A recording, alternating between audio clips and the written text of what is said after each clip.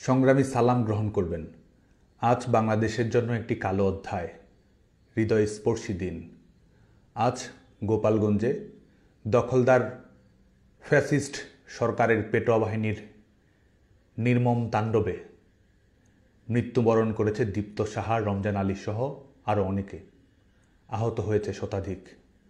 হাসপাতালে মৃত্যুর সঙ্গে পাঞ্জা লড়ছে অনেকে।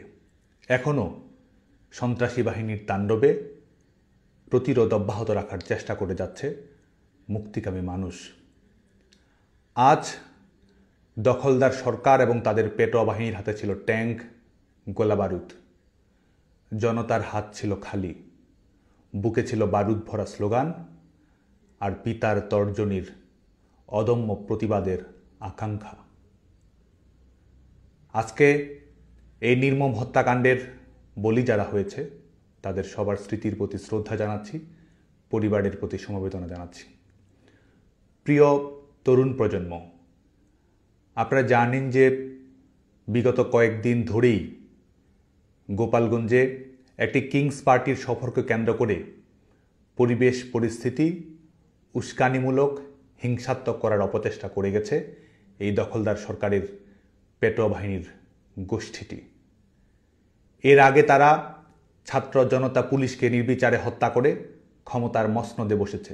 ক্ষমতার মসনদে বসে হত্যাকারীদের ইন্ডেমনিটি দিয়েছে এবং গোপালগঞ্জ অভিমুখে তাদের ঘোষিত কর্মসূচির নাম পদযাত্রা থেকে হয়ে গেছে মার্চ টু গোপালগঞ্জ। তারা সদম্ভে ঘোষণা করেছে জাতির পিতা বঙ্গবন্ধু শেখ মুজিবুর রহমানের সমাধিসৌধ দুমড়ে মুচড়ে দেওয়ার। তারা ঘোষণা করেছে মুজিববাদ মুর্দাবাদ নাম করে জনগণকে মাটির সঙ্গে মিশে ফেলে দেওয়ার ঘোষণা তারাই দিয়েছে। তারই প্রেক্ষিতে উস্কানিমূলক পরিবেশ তৈরি করে দখলদার সরকারের পেটোয়া বাহিনী এবং বেসরকারি সন্ত্রাসী গোষ্ঠীকে লেলিয়ে দিয়েছে গোপালগঞ্জের মানুষের বুকে। উস্কানিমূলকভাবেই তারা এই পরিস্থিতির সূচনা করেছে।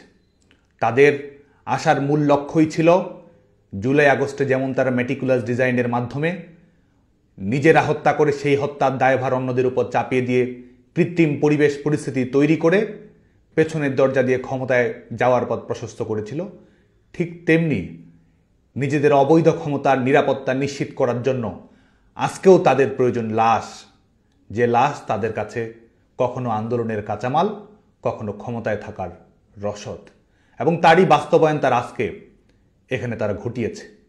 সেটির একটি নমুনা আজকে গোটা বাংলাদেশের মানুষ আজকে তারা দেখেছে। গোপালগঞ্জের নিরীহ মানুষ, নিষ্পাপ ছাত্র জনতা যখন শান্তিপূর্ণভাবে প্রতিবাদ করেছে, মিছিল করেছে, স্লোগান দিয়েছে, তারা জবাব দিয়েছে অস্ত্রে, গুলিতে। মৃত্যুর মুখোমুখি করেও তারা তাদের হায়নার তাণ্ডব থামায়নি, অব্যাহত রেখেছে এবং এখনও তারা চেষ্টা করে যাচ্ছে এই লাশের উপর ভর করে আবারও ভয়ের রাজনীতি, ত্রাসের রাজনীতি গোটা বাংলাদেশের উপর চাপিয়ে দেওয়ার। এবং এদের এই যে প্রতারণা রাজনীতি, জোচ্চুরি রাজনীতি, এটি গোটা বাংলাদেশের মানুষের কাছে উন্মোচিত হয়ে গেছে।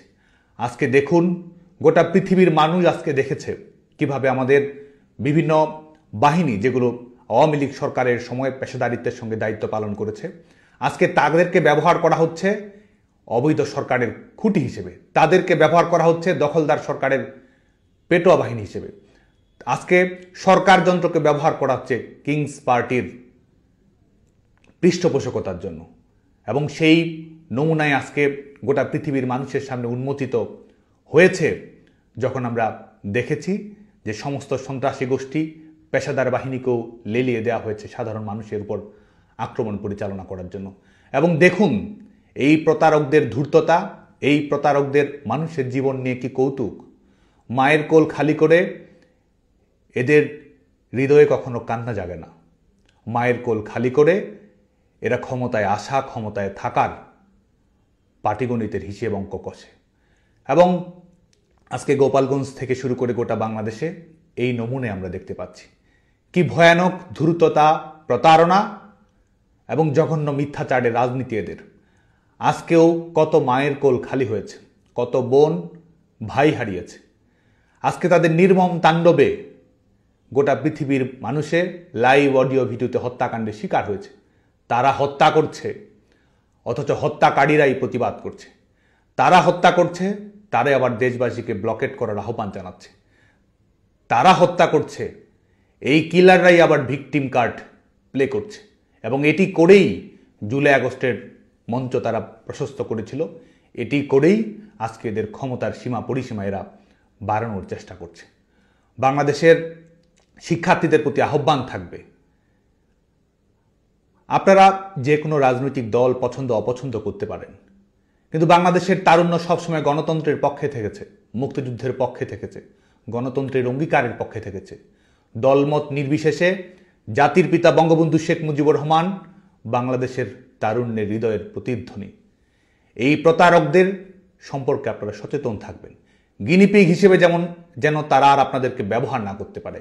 এরা সেই প্রতারক যারা বলেছিল বঙ্গবন্ধুর বাংলায় বৈষম্যের ঠাঁই নাই, তারপরে আন্দোলনকে নিয়ে গিয়ে এমন জায়গায় গেছে যেখানে তারা স্লোগান দিচ্ছে গোলাম আজমের বাংলা বলে। এরা সেই প্রবঞ্চক ধূর্ত গোষ্ঠী যারা আপনাদেরকে দাবিয়ে রাখতে না পারার বঙ্গবন্ধুর অমীয় বাণীর কথা বলে আবার তারাই ধানমন্ডি ৩২ নম্বর ঘুরিয়ে দিয়েছে। এরা সেই প্রবঞ্চক গোষ্ঠী যারা আপনাদেরকে বলেছিল মুক্তিযুদ্ধের বাংলায় বৈষম্যের ঠাঁই নাই, এবং তারপরেই তারা মুক্তিযুদ্ধের সমস্ত স্মৃতি, অর্জন, অঙ্গীকার, বীর মুক্তিযোদ্ধাদের অপমান অপদস্থ তারাই করেছে। এরা আপনাদেরকে চাকরির কথা বলেছে, আজকে গোটা বাংলাদেশের সরকারি বেসরকারি খাতে চাকরি নেই। কলকারখানাগুলো বিপর্যয়ের মধ্যে পড়ে গেছে।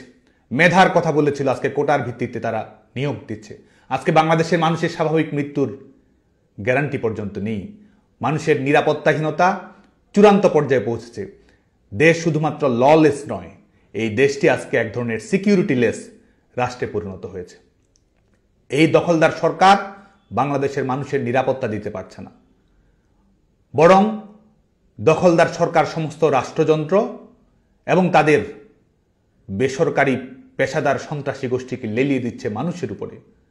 মানুষ প্রতিবাদ করতে চাচ্ছে, শান্তিতে থাকতে চাচ্ছে, তাদের উপর তারা নির্বিচারে গুলি চালাচ্ছে, মব লেলিয়ে দিচ্ছে।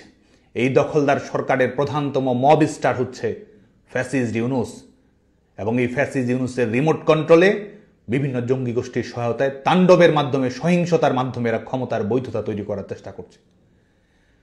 হুমকির ভাষায় বাংলাদেশের মানুষকে এরা নিস্তব্ধ করে দিতে যাচ্ছে। দেশব্যাপী এরা কবরের শান্তি প্রতিষ্ঠা করেছে। সবার প্রতি উদাত্ত আহ্বান থাকবে, আসুন আমরা ঐক্যবদ্ধ হই গণতন্ত্র পুনরুদ্ধার করার জন্য। আসুন আমরা ঐক্যবদ্ধ হই মুক্তিযুদ্ধকে রিক্লেইম করার জন্য। আসুন আমরা ঐক্যবদ্ধ হই আবারও বিজয়ের প্রশ্নে বাংলাদেশের মানুষের জাগরণের জন্য। আজকে আহ্বান থাকবে আইন শৃঙ্খলা রক্ষাকারী বাহিনী, বাংলাদেশ সেনাবাহিনী সহ বিভিন্ন প্রতিষ্ঠানের প্রতি। আজকে যা অন্যায় হচ্ছে, সকল অন্যায়ের আইনানুগ বিচার বাংলাদেশে আজ হোক কাল হোক হবেই হবে। অতএব যা করবেন বুঝে শুনে করবেন। আজকে আমরা দেখতে পাচ্ছি যারা পুলিশ হত্যা করেছে, আইন শৃঙ্খলা রক্ষাকারী বাহিনীর সদস্যদের হত্যা করেছে এবং ইন্ডেমনিটি দিয়েছে, বিচার করা যাবে না। আজকে আপনারা কোনো অবস্থাতেই দখলদার সরকারের পেটোয়া বাহিনী হিসেবে আপনাদেরকে কেউ যেন ব্যবহার না করতে পারে, সে ব্যাপারে আপনারা সতর্ক থাকবেন, সোচ্চার থাকবেন। এই সরকার দখলদার সরকারের আইন আপনি মানতে বাধ্য নন। এই সরকার আপনাদেরকে পেটোয়া বাহিনী হিসেবে ব্যবহার করছে, সেটি মানতে আপনি বাধ্য নন। গণতন্ত্র এবং জনগণের মধ্য দিয়ে প্রতিষ্ঠিত সরকারই আপনাদের একমাত্র আইনানুগ কর্তৃপক্ষ। বেআইনি কর্তৃপক্ষের বেআইনি অনুশাসনের মাধ্যমে বাংলাদেশের নিরীহ সাধারণ নাগরিকদের যদি জীবন বলি দিতে হয়, মনে রাখবেন সব কিছুকেই বিচারিক প্রক্রিয়ার আওতায় আসতে হবে। একই সঙ্গে বাংলাদেশ ছাত্রলীগের সমস্ত নেতাকর্মী সহ প্রগতিশীল সংগঠন, সামাজিক সাংস্কৃতিক সংগঠন সহ দলমত নির্বিশেষে তারুণ্যের নিরপেক্ষ স্রোতের প্রতি আহ্বান জানিয়ে আমি বলবো, আগামীকালকে এই গোপালগঞ্জের নির্মম হত্যার প্রতিবাদে আপনারা প্রতিবাদ মিছিল এবং বিক্ষোভ সমাবেশ পালন করবেন, সংগঠিত হওয়ার চেষ্টা করবেন। সংগঠিত হওয়ার মাধ্যমে আপনারা জবাব দেওয়ার জন্য প্রস্তুত থাকবেন। আমাদের রাজনৈতিক অধিকার আদায় করে নিতে হবে, আমাদের গণতান্ত্রিক অধিকার আমাদের আদায় করে নিতে হবে। এই দেশকে যারা কুক্ষিগত করেছে, নাগরিকদের উপর যারা সীমাহীন হত্যালীলা চালাচ্ছে, আমাদের নারীরা যেখানে বের হতে পারছে না, প্রত্যেক মুহূর্ত ধর্ষণ, খুন কিংবা নিপীড়নের শিকার হচ্ছে, বাংলাদেশের নাগরিকদের আত্মমর্যাদা, স্বস্তি, নিরাপত্তা যারা কেড়ে নিয়েছে তাদের জবাব দেওয়ার জন্য আমাদেরকে প্রস্তুত থাকতে হবে, ঘুরে দাঁড়াতে হবে, লড়াই করতে হবে এবং একই সঙ্গে বিজয় ছিনিয়ে আনতে হবে। আমাদের চূড়ান্ত লক্ষ্য এই দখলদার সরকারের বিদায় ঘটিয়ে বাংলাদেশে গণতন্ত্র পুনরুদ্ধার করা। আমাদের চূড়ান্ত লক্ষ্য আবার মুক্তিযুদ্ধের অঙ্গীকারের ভিত্তিতে বাংলাদেশের সমস্ত রাজনৈতিক দল কর্মকাণ্ড পরিচালিত করবে সেটি নিশ্চিত করা। আমাদের চূড়ান্ত লক্ষ্য জাতির পিতা বঙ্গবন্ধু শেখ মুজিবুর রহমানের আদর্শ এবং সংগ্রামে উজ্জীবিত থেকে ন্যায়ের প্রশ্নে অটল থাকা, অন্যায় অবিচারের বিরুদ্ধে রুখে দাঁড়ানো, লড়াই করা। আজকে সমস্ত মুক্তিকামী তরুণদের প্রতি সেই আহ্বান জানিয়ে এবং একই সঙ্গে আমাদের আন্দোলনকে ক্রমান্বয়ে শক্তিশালী করে আমাদের লং মার্চ টু যমুনা ঘেরাওয়ের প্রস্তুতি আমাদের গ্রহণ করতেই হবে।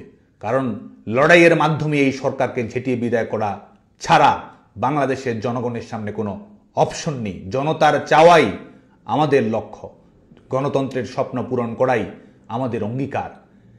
আজকে তারা গুলি করে এপিসিতে করে স্থান ত্যাগ করতে পারে। আমরা শহীদদের উত্তরাধিকার, ঘাতকের নই।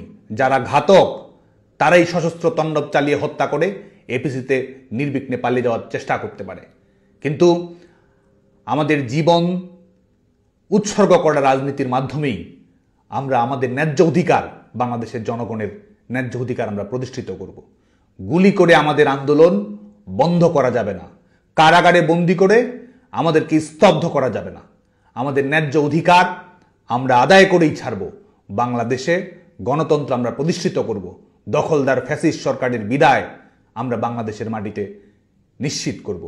আপনারা সবাই যার যার জায়গা থেকে ঐক্যবদ্ধ থাকবেন, রুখে দাঁড়াবেন, প্রতিরোধ করবেন। আমাদের যেসব নেতাকর্মী, ভাই বোন, বন্ধু এদের নির্মম তাণ্ডবে শিকার হচ্ছে তাদের প্রতি খোঁজখবর রাখবেন, সংবেদনশীল থাকবেন, শান্তিপূর্ণভাবে আমাদের সংগ্রামকে এগিয়ে নিয়ে যাবেন। সবাইকে আবারও শুভেচ্ছা। জয় বাংলা, জয় বঙ্গবন্ধু।